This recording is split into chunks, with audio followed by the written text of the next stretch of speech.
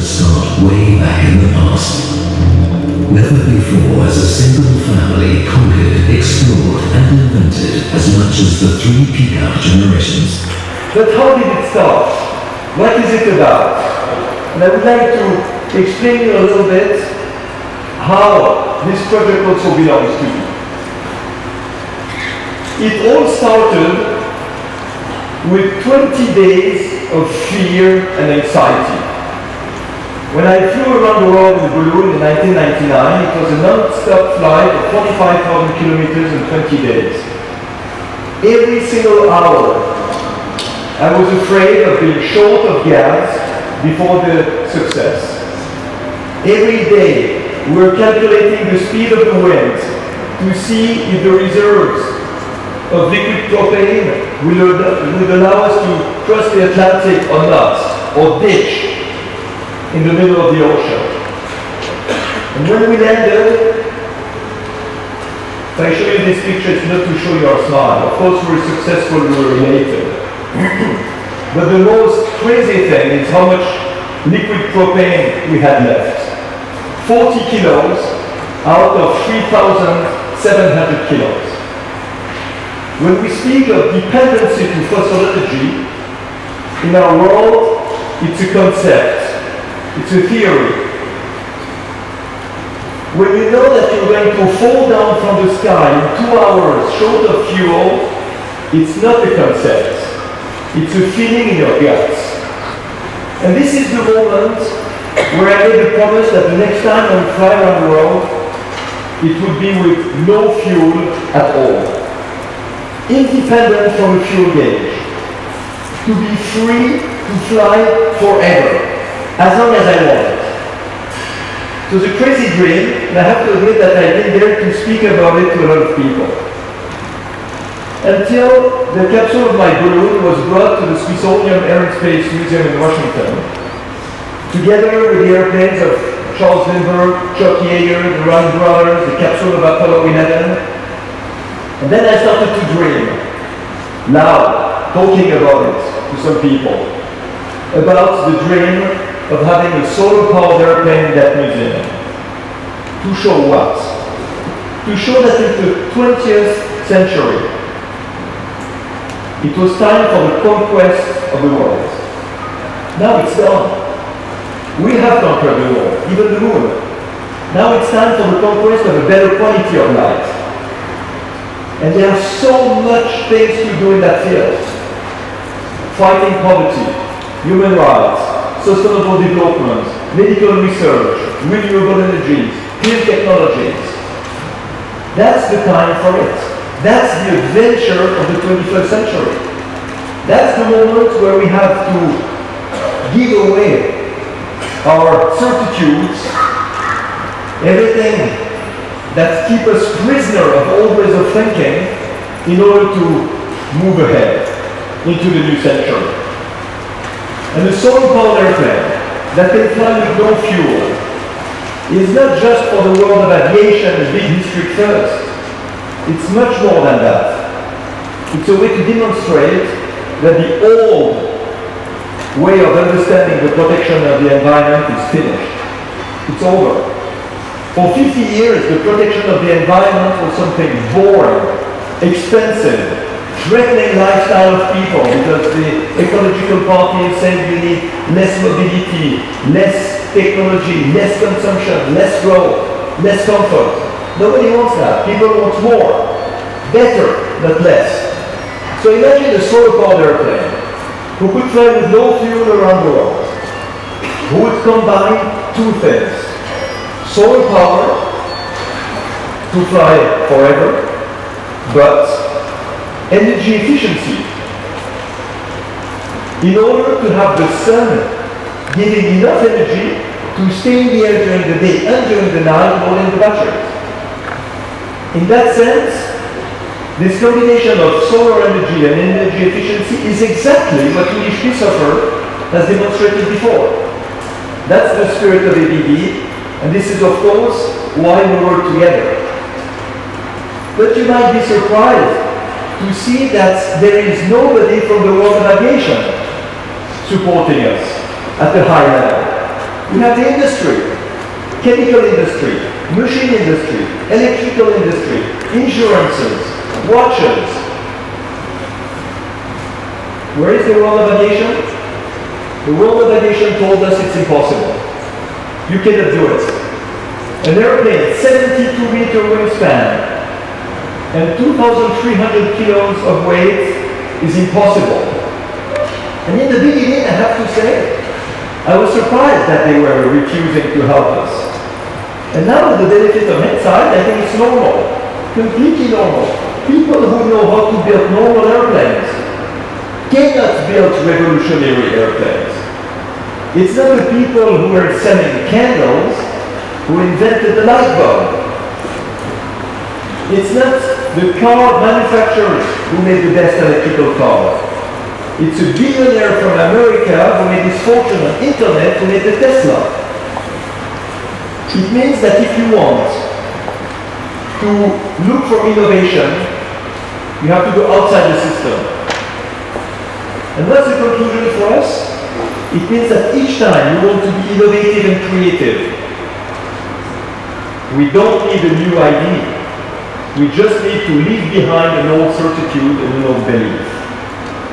When my grandfather made his first flight to the stratosphere, he invented the pressurized cabin. That was in 1931. Nobody from the world of aviation believed he would survive. The newspapers even announced he was dead before he landed. Who built this pressurized cabin? A beer manufacturer who had aluminum casks and knew how to make aluminum spheres, not the world of aviation. And this shows that if we want to innovate today, we need to put different people together, different groups together, different industries together. We've done that naturally with ABB, but what Masdar is demonstrating is exactly the same. When the vision of the state of Abu Dhabi was to promote clean technologies and renewable energy, they asked Masdar to develop these technologies.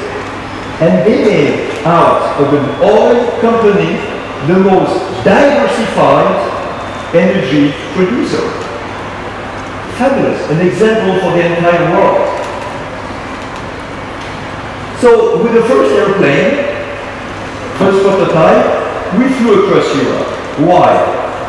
Because we were invited by the European Parliament and the European Commission to demonstrate that these technologies exist. Because for you who are customers of ABB, it's clear that it exists. But the political world needed some proofs. All the people who have to make the law, the regulation, the legal frame are afraid of moving ahead. They need support from the media. They need support from the population. And what we did in Brussels, what we did as a special guest in Le Bourget, what we did when we flew to Morocco to promote the solar power plant of His Highness King Mohammed VI, when we flew across the United States, it was always to promote this message. It's not to make a record with aviation, and probably aviation will not transport passengers in the next 20 years on solar power. Don't make me be misunderstood. What we want to show is that the technologies that we have on this airplane can be used everywhere. Can be used in mobility, on the ground, car manufacturers, industry, lighting systems, everything that needs energy, everything that needs to move.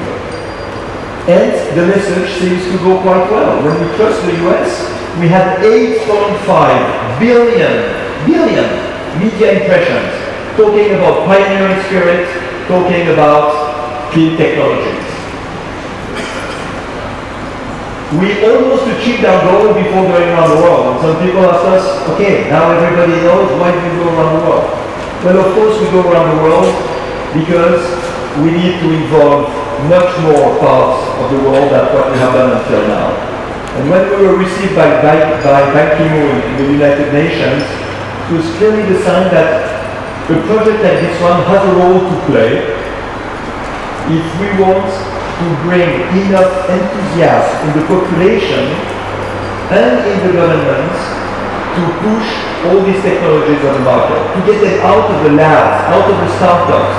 In another way, we can see that the industry like ABB is ready to provide these technologies to the world, but you still need people who wish to use them, who wish to be pioneers. And that's where we want to contribute. So the new airplane, Solar 2 that we have here, has flown in Switzerland, making 20 test flights, very successfully. But of course, we need to fly around the world, starting here, end of the month of February. We're a good company. This is what I see when I'm in the cockpit and I look to the left. So Uli, you'll fly with us. That's for sure. And end of February, beginning of March, taking off direction east to cross India, to cross China, to cross the Pacific, America, Atlantic, and go back to Abu Dhabi. Some of the flights will be 5 days and 5 nights in a single-seater cockpit. So at each stop, André and I will switch in the cockpit to continue. But maybe you'll be surprised to hear that maybe the most important moments will not be the flights. It's going to be the moments where we will be in India, in China, in America, inviting children, students, media, partners, people from the industry, from the authorities, governments, in order to bring them into this adventure of the 21st century. Showing that when we speak of climate change, we should not speak about a problem that is expensive. This is what we hear all the time. We have to speak about an opportunity that is very profitable to bring new clean products on the market, create jobs, make profit, sustain growth, and at the same time protect the environment. That's the message that we really want to put forward with this project. It means that when we leave from here, we would like you to be the ambassadors of that spirit.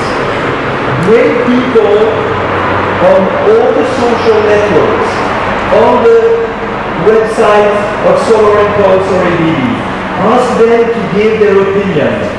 Ask them to push everybody around them to be mobilized in favor of this action.